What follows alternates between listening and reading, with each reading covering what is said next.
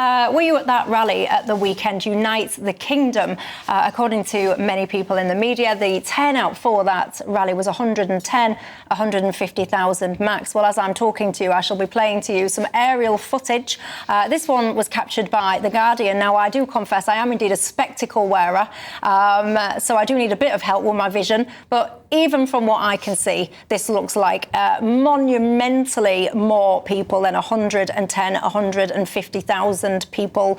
Bottom line is, scores and scores of people turned out to the streets. This rally reached millions of people, whether on the streets or watching on streams live. The primary thing that they were protesting about was a free speech rally. It meant different things to different people, Barry Gardner. Yeah. But one of the core tenets that united a lot of people, that they were anti your government. When you see those images, what do you feel? Look, I take the rally very seriously, and I take the messages that members of the public were trying to convey very seriously.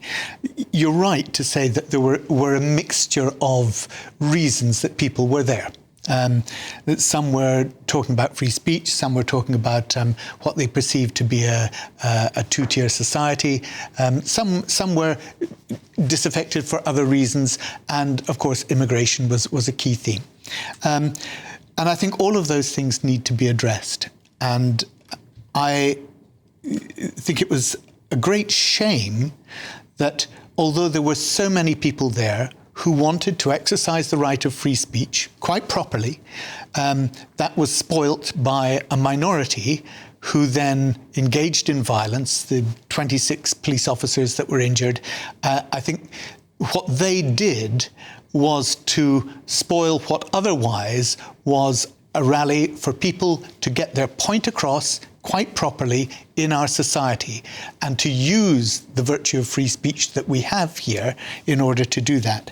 But I was very concerned that an American multimillionaire was able to then spread words of violence and urged people to fight back or die. Well, I want to explore all of those points. I thought that was really wrong, that somebody from abroad in particular should be trying to incite people in this country to fight and to overthrow its government in that way. I mean, I want to... That's not free speech. That is abuse of free speech. I want to address all of those points, actually. But I found it quite interesting that one of your key takeaways, you say that the arrests of those moronic people who assaulted police officers, there's no justification, quite frankly, for assaulting frontline police officers. Exactly. You know my thoughts on frontline police officers. And if you are one of those people that got arrested, you are a disgrace. You should be ashamed of yourself. That didn't spoil the event, though. And one of the things that I found really interesting, Sadiq Khan, he posted a tweet after the Notting Hill Carnival. Yeah. And he basically tweeted, let me look at the one that he did after the Unite the Kingdom. He said, "My thanks go to the officers policing protesters today. Most protesters were peaceful, but a number of officers were assaulted and arrests have been made. Violence and attacking police officers is completely unacceptable." So this does seem to be a consistent Labour line to tackle this and highlight and focus on the 20-odd arrests that were made. Unacceptable to attack the police officers. But why then? So just to give you some context, I think there's been about 25 arrests for the Unite the Kingdom rally. Notting Hill Carnival, 528 arrests, 200 of which, by the way, was at Children's Day, ladies and gents. This is how the Labour Mayor of London describes that. The world-famous Notting Hill Carnival returned to the heart of West London this weekend. Londoners and visitors came together to celebrate our Caribbean communities. The streets were alive with music and joy, showing the best of our city and the power of culture to unite us. Not a single mention there, though, about the violence that did that, and that completely dwarfs the number of arrests at the Unite the Kingdom rally. So I find it fascinating that so many people, off the back of this rally, which, by the way, I found quite uplifting and inspiring, that rally, I've got to tell you. But why focus on that small, tiny, disgraceful minority that disgrace themselves, quite frankly? Anyway, Zia Youssef. That's a great point. I think it's an excellent point, really well articulated. The hideous hypocrisy of the Mayor of London in, frankly, turning a literally blind eye to the manifold more greater number of people who were arrested at the Notting Hill Carnival relative to the protest that we saw at the weekend. Look, number one, I think the mainstream media reports about the numbers there understate the true numbers. Number two, I'd echo your point, Michelle, that anyone assaulting police officers should be thoroughly ashamed of themselves, and we obviously condemn that. But we saw lots of union flags, and there are a lot of people who are just ordinary people. You saw Trevor Phillips, of all people, from Sky News, who actually gave to his credit, an accurate assessment of the people who were there. Notably, Sky News appeared to have deleted the tweet because he was doing such big numbers and people were actually giving them credit for it. So, of course, Sky News deleted it. But look, was obviously a large number of people, a vast number of people who came together to protest against the policies of this government, probably to some degree, actually, the policies of the previous government as well. Basically just saying, look, we love our country and we want it back. We are tired of being classed as second-class citizens in our own country. And sadly, going back to the earlier points that we made, so long as the UK is a member of the ECHR, foreign courts will determine our laws and not us. So long as we have not disapplied those international treaties, foreign courts will determine our laws. Do you condemn the foreign billionaire who actually incited people saying violence is coming, you need to fight back or die? Will you condemn that? Well, Barry, Elon has been incredibly vindictively negative about Nigel, our leader, for a very long time now. You're not going to hear me sit here and post a defence of Elon's political judgment. I'm asking you to condemn it, not to post a defence. Well, one's got to understand. No, hang on. Before we start condemning stuff. Hello, I'm Bev Turner. Now, it can feel like the money in our bank accounts at the moment does not keep up with the cost of living, and maybe there's a solution. I'm here today with the CEO of TallyMoney, Cameron Parry. Cameron, what is TallyMoney? Well, Bev, with TallyMoney, you get a current account and a debit card, but instead of pounds, you use milligrams of gold as your everyday money. So why gold? Gold traditionally is a great store of value. It has, on average, gone up at over 11% per annum for the last 25 years against the pound. It's tripled in value in the last decade, and in the last 2 years alone, it's increased by 50% against the pound. Banks' savings products just can't compete with that level of growth. But this isn't just about gold. This is about a currency that you guys have created at TallyMoney. Explain it to me as though I'm an idiot. So, look, people need to be able to hold their earnings and build their savings in a money that retains its value and remains in their legal control and remains theirs to access, away from government control. Great. You had me at not exposed to government control. You should feel safe and happy with your money. You should have peace of mind the more money you see in your bank balance, and that's the type of thing we're trying to deliver and give people choice in the type of money they get to use every day. Brilliant. Thank you so much, Cameron. Thank you.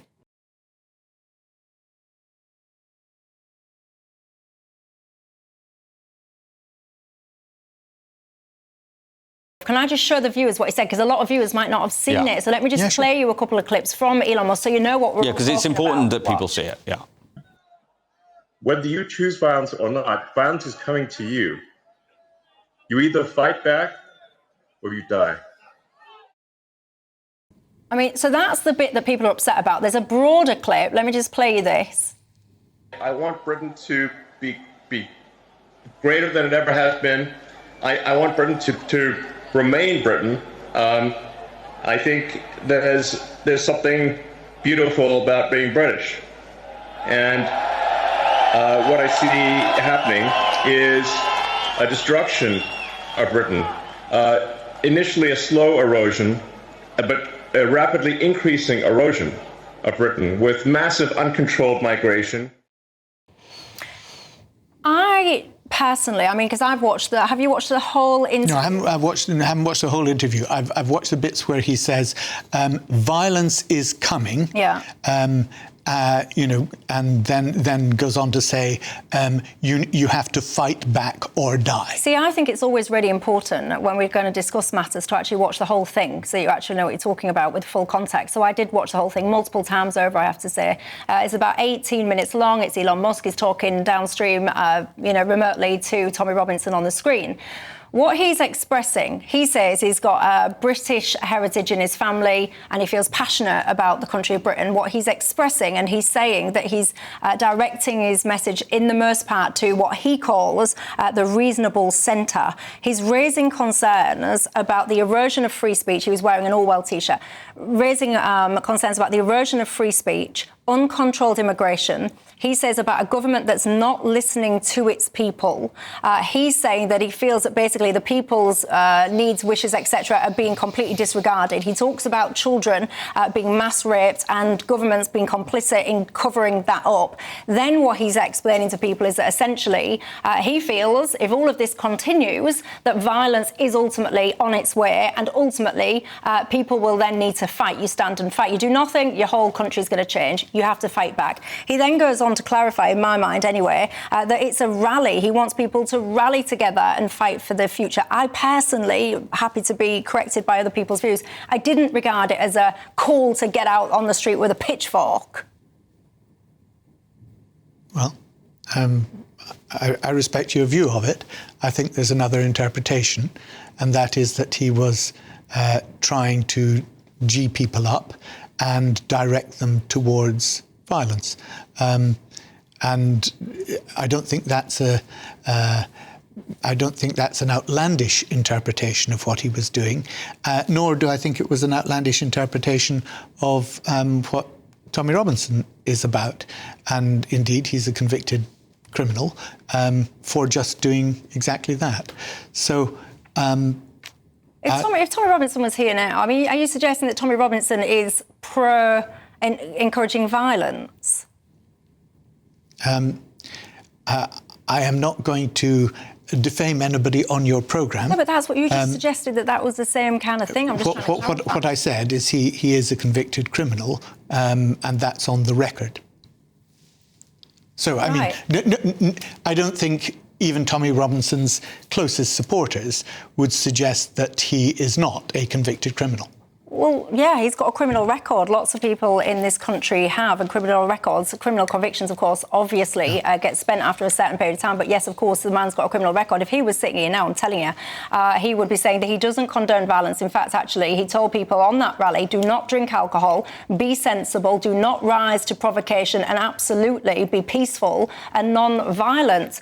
Zia Youssef, but let's not beat about the bush, because also on that stage was Ben Habib, founder of Advance UK, or whatever it's called, Elon Musk supporting him, supporting Tommy Robinson, a direct contradiction to Reform UK. Sure, and that's democracy. That's democracy, but right? Does it worry you? Does it trouble you? Look, you know, we at Reform are focused on getting our message out to the British people. So far, the reception has been good. We're going to work really hard. I think that, you know, again, all of this discussion about Elon's comments and, you know, whatever interpretation one wants to take, I agree with you, Michelle. People should just go and watch what he said for themselves and form their own view. Distracts from the fact that a vast, vast number, clearly hundreds of thousands of people, did take to the streets to protest against the policies of this government. And I keep saying this, we do live in a two-tier society where ridiculously, preposterously, insanely, the rights of British people are subordinate to the rights of foreign citizens. It's disgusting. And this is why, actually, I want to make the point, you know, a lot of the mainstream politicians say, oh, reform make it sound so easy. Well, there are some problems in this country, some problems that are going to be really difficult to solve. That particular problem of the legal rights of British citizens being subordinate to those of foreign citizens is an easy problem to solve. And I want to offer one more piece of hard evidence for the statement I just made. Remember when that hotel in Epping, the migrant hotel, there was an appeal? The Home Office, the government's lawyers said that explicitly they made the argument that the rights of the asylum seekers takes precedence over local residents. Yeah, they did. And of course, Bridget Phillipson was asked about that in an interview and said, essentially, do you agree with the things that your government solicitors are saying? And she essentially answered yes to that question. But look, I also don't want to beat about the bush, because it wasn't just a distrust and dissatisfaction with the current government that people seem to have. One of the themes that was coming through thick and fast, Zia Youssef, was many people seem to be concerned about the spread and the rise of Islam in this country. In particular, Tommy Robinson, he highlights concerns. He would put to people that actually there's a lot of people in this country that believe in like an extreme interpretation of Islamic doctrine. He would put that is incompatible with Western society. What do you think to that? Well, I think it doesn't do anyone any favours, this two-tier policing and two-tier justice system. So whether it's two-tier policing of the Gaza marches, obviously the freedom to protest I'm is... making with respect. No. The point I'm making with respect is that many people have got a concern that the face and shape and culture and religion of this country is changing at a rate and a pace of knots now. Many people on those marches and within those speeches were raising concern about the pace of Islam growing in this country. Mm-hmm. What do you have any concerns or thoughts on that? Does it bother you? Or well, I think that the point I was trying to make there was that the extreme elements of that community are basically given, in many cases, a free pass, whether it's at protests, whether it's, frankly, crazy things that some imams say and get away with it because of the two-tieredness of our policing and justice system. So that's the first point. They don't say it because of the two-tier of the justice system. They say it because they believe it. That's the first point. The second point is that, you know, the roots, ultimately, this is a Christian country. And I think that the sheer scale of mass immigration and the composition of it, a massive number. So if you look at the Boris wave, post-2019, the vast majority of people coming are from non-EU countries. You look at the people coming across by small boat, unvetted, undocumented, unchecked. The vast majority of those are from Afghanistan, Iraq, Iran, Syria, countries with not a great record in terms of their views on the UK. So I do understand those concerns. I've got to tell you as well, there is no justification for anyone attacking frontline police officers. And if you are sitting there and you were someone that did that, then actually, quite frankly, you should be ashamed of yourself. The only thing that I would say, because I've watched so many hours of footage and all the rest of it now, and I've spoken to many of you, I do think actually the Met Police do have some questions to answer as to how on earth the two sides, that obviously they're never going to be sitting there, you know, breaking bread together, are they? How were they able to get so close to each other to be able to kind of gird and all the rest of it? So I would personally ask a few questions about some of the policing strategies that took place. And I know many of you have got in touch and said that you travelled for hours and hours to attend that rally. You couldn't get anywhere near it. And you've told me that there was absolutely no communication coming through whatsoever as to what you could do, where you could go. And some of you have said that you felt that the Met Police were quite heavy-handed. Of course, the Met Police, I am sure, if they were here, would absolutely deny that.